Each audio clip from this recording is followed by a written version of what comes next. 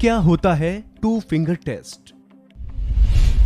Supreme court ने लगाई तत्काल रोक। जानिए कैसे होता है ये टेस्ट। भारत में टू फिंगर टेस्ट को लेकर लगातार सवाल उठते रहे हैं, लेकिन आज भी कई ऐसे मामले सामने आते हैं कि दुष्कर्म पीड़िता को इसका सामना करना पड़ता है। और शायद यही वजह है कि एक पुराने मामले की सुनवाई करते हुए सुप्रीम कोर्ट ने इस मामले पर न सिर्फ सख्त नाराजगी जताई है, बल्कि केंद्र और राज्य सरकारों को भविष्य में ऐसा ना हो इसके लिए कदम उठाने के लिए भी कहा है।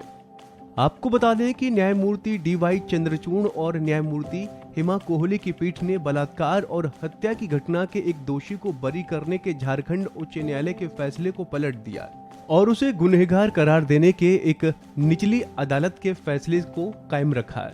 पीठ ने कहा कि शीर्ष अदालत के एक दशक पुराने एक फैसले में टू फिंगर परीक्षण को महिला की गरिमा और निजता का उल्लंघन बताया था।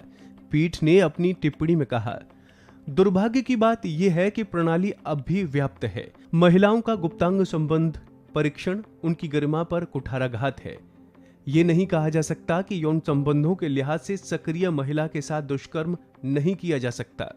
आपको बता दें कि टू फिंगर टेस्ट में पीड़िता के प्राइवेट पार्ट में एक या दो उंगली डालकर उसकी वर्जिनिटी टेस्ट की जाती है। ये टेस्ट इसलिए किया जाता है ताकि ये पता लगाया जा सके कि महिला के साथ शारीरिक संबंध बने थे या नहीं।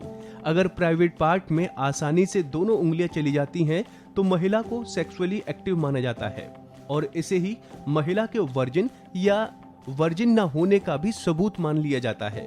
हालांकि साइंस भी इस तरह के टेस्ट को पूरी तरह से नकारती है। साइंस का मानना है कि महिलाओं की वर्जिनिटी में हाइमन के इंटैक्ट होना सिर्फ एक मिथ है। वहीं शीर्ष अदालत ने केंद्र और राज्य सरकार के अधिकारियों को कुछ निर्देश जारी किए और राज्यों के पुलिस महानिदेशकों तथा स्वास्थ्य सचिवों को यह सुनिश्चित करने को कहा कि टू फिंगर परीक्षण नहीं कराया जाए।